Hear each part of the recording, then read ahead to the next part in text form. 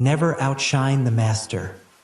Always make those above you feel comfortably superior. In your desire to please and impress them, do not go too far in displaying your talents, or you might accomplish the opposite, inspire fear and insecurity. Make your masters appear more brilliant than they are, and you will attain the heights of power. Observation of the law. In the early 1600s, the Italian astronomer and mathematician Galileo found himself in a precarious position. He depended on the generosity of great rulers to support his research, and so, like all Renaissance scientists, he would sometimes make gifts of his inventions and discoveries to the leading patrons of the time. Once, for instance, he presented a military compass he had invented to the Duke of Gonzaga. Then he dedicated a book explaining the use of the compass to the Medicis. Both rulers were grateful, and through them Galileo was able to find more students to teach. No matter how great the discovery, however, his patrons usually paid him with gifts, not cash. This made for a life of constant insecurity and dependence. There must be an easier way, he thought. Galileo hit on a new strategy in 1610 when he discovered the moons of Jupiter. Instead of dividing the discovery among his patrons, giving one the telescope he had used, dedicating a book to another, and so on as he had done in the past, he decided to focus exclusively on the Medicis. He chose the Medicis for one reason. Shortly after Cosimo I had established the Medici dynasty in 1540, he had made Jupiter the mightiest of the gods, the Medici symbol, a symbol of a power that went beyond politics and banking, one linked to ancient Rome and its divinities. Galileo turned his discovery of Jupiter's moons into a cosmic event honoring the Medici's greatness. Shortly after the discovery, he announced that the bright stars, the moons of Jupiter, offered themselves in the heavens to his telescope at the same time as Cosimo II's enthronement. He said that the number of the moon's four harmonized with the number of the Medicis. Cosimo II had 3 brothers, and that the moons orbited Jupiter as these 4 suns revolved around Cosimo I, the dynasty's founder. More than coincidence, this showed that the heavens themselves reflected the ascendancy of the Medici family. After he dedicated the discovery to the Medicis, Galileo commissioned an emblem representing Jupiter sitting on a cloud with the 4 stars circling about him, and presented this to Cosimo II as a symbol of his link to the stars. In 1610, Cosimo II made Galileo his official court philosopher and mathematician, with a full salary. For a scientist, this was the coup of a lifetime. The days of begging for patronage were over. Interpretation. In one stroke, Galileo gained more with his new strategy than he had in years of begging. The reason is simple. All masters want to appear more brilliant than other people. They do not care about science or empirical truth or the latest invention. They care about their name and their glory. Galileo gave the Medicis infinitely more glory by linking their name with cosmic forces than he had by making them the patrons of some new scientific gadget or discovery. Scientists are not spared the vagaries of court life and patronage. They too must serve masters who hold the purse strings. And their great intellectual powers can make the master feel insecure, as if he were only there to supply the funds, an ugly, ignoble job. The producer of a great work wants to feel he is more than just the provider of the financing. He wants to appear creative and powerful, and also more important than the work produced in his name. Instead of insecurity, you must give him glory. Galileo did not challenge the intellectual authority of the Medicis with his discovery, or make them feel inferior in any way. By literally aligning them with the stars, he made them shine brilliantly among the courts of Italy. He did not outshine the master, he made the master outshine all others. Keys to power. Everyone has insecurities. When you show yourself in the world and display your talents, you naturally stir up all kinds of resentment, envy, and other manifestations of insecurity. This is to be expected. You cannot spend your life worrying about the petty feelings of others. With those above you, however, you must take a different approach. When it comes to power, outshining the master is perhaps the worst mistake of all.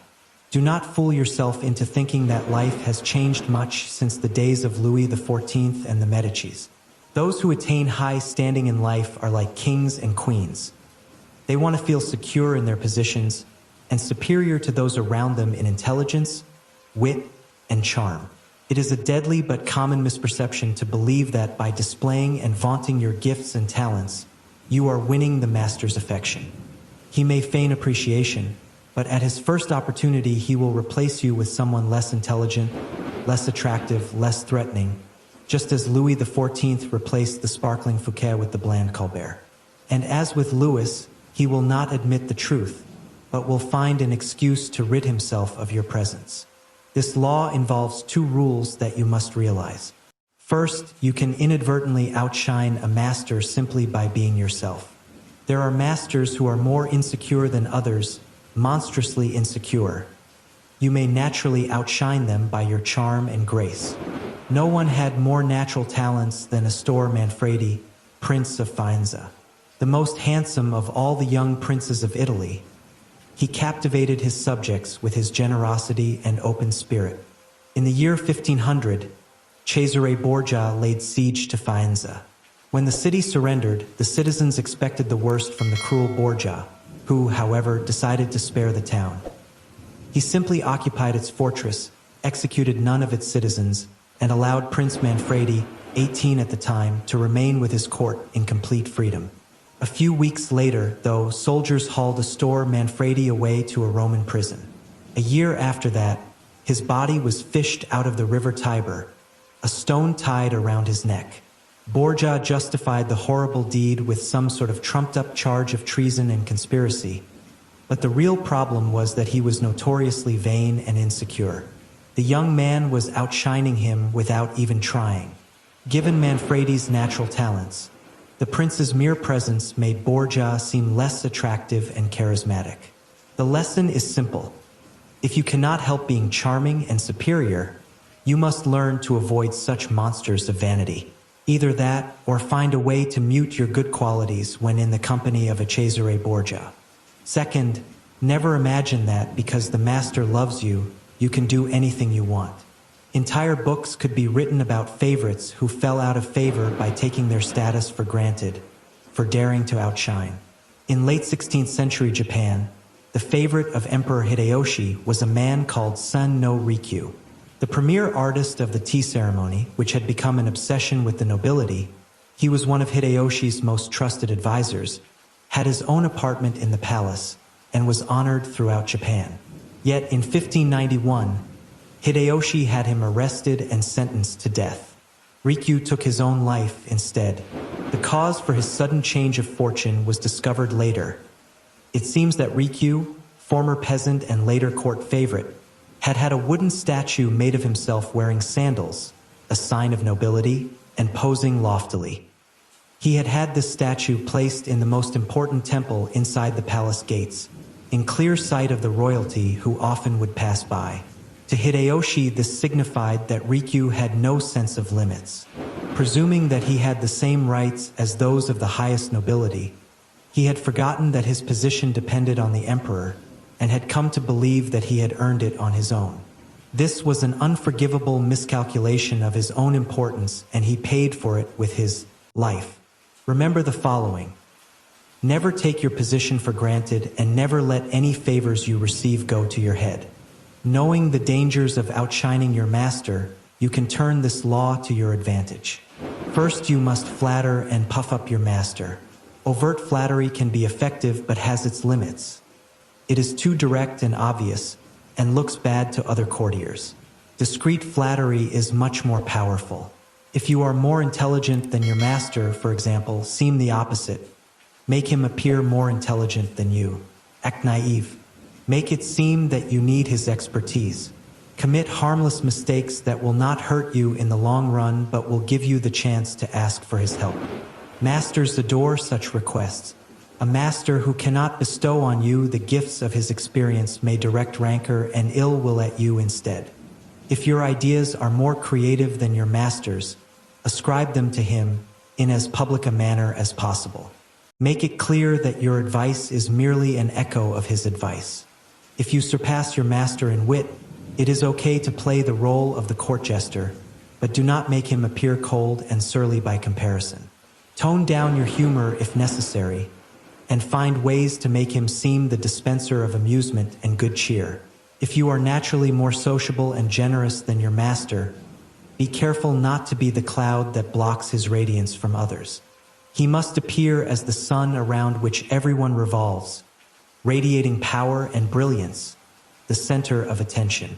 If you are thrust into the position of entertaining him, a display of your limited means may win you his sympathy. Any attempt to impress him with your grace and generosity can prove fatal. Learn from Fouquet or pay the price. In all of these cases, it is not a weakness to disguise your strengths if in the end they lead to power. By letting others outshine you, you remain in control instead of being a victim of their insecurity. This will all come in handy the day you decide to rise above your inferior status. If, like Galileo, you can make your master shine even more in the eyes of others, then you are a godsend and you will be instantly promoted. Image the stars in the sky. There can be only one sun at a time.